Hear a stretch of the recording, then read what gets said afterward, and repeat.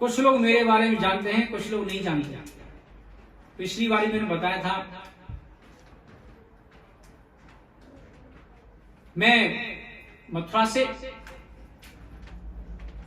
बचपन से मन में था कि मैं भागवत आचार्य बनूंगा।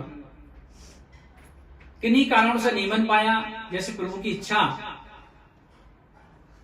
उसके बाद हमने कर लिया होटल मैनेजमेंट,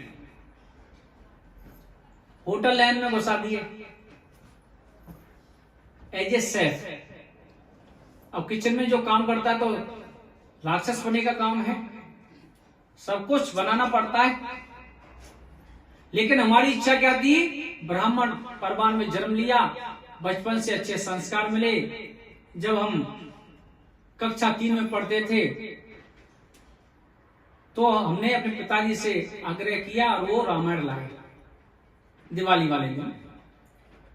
और हमको रामायण पढ़नी नहीं आती थी, कैसे पढ़े, लेकिन हमारे गांव में मंदिर पर हर नवरात्रि में रामायण का पाठ होता था। तो हमें शौक था हम भी जाके माइक पे बोलेंगे, लेकिन उससे पहले आनी तो चाहिए।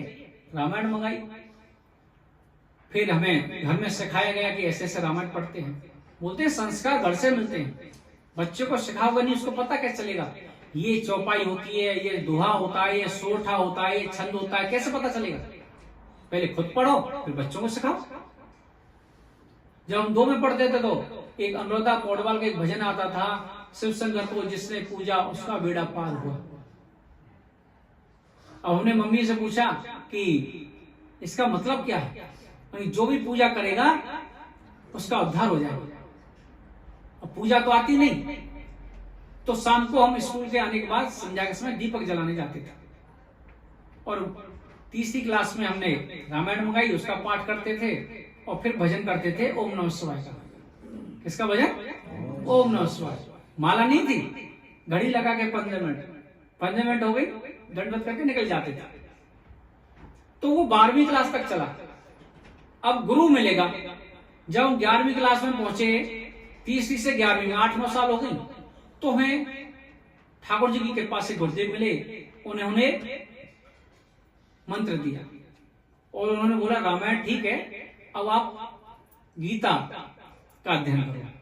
भजन ठीक है भोले बाबा का, अब इन्होंने आगे आपको भेज दिया है, अब आप यहाँ पर महामंत्र राधा कृष्ण का भजन।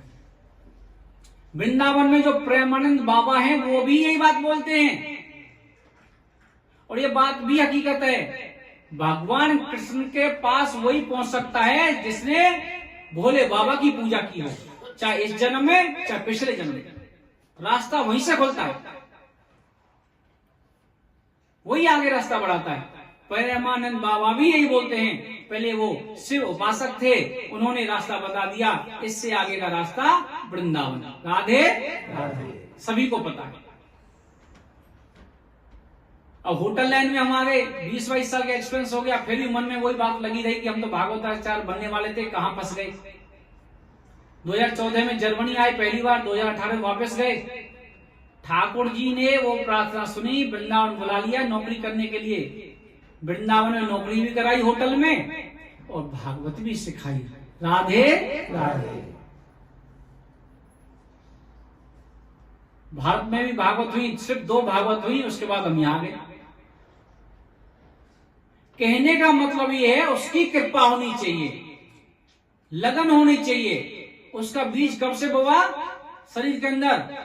बीज को बोया हमने कक्षा 3 से, कक्षा 2 से।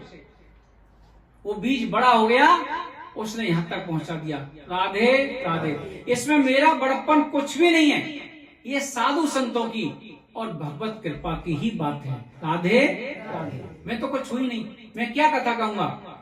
हरि अनंत हरि कथा अनंता, मैं तो उसकी कथा नहीं कह सकता। कथा कहवाने वाला भी वही है, सिखाने वाला भी वही है। राधे राधे। यहाँ ध्रुव जी ने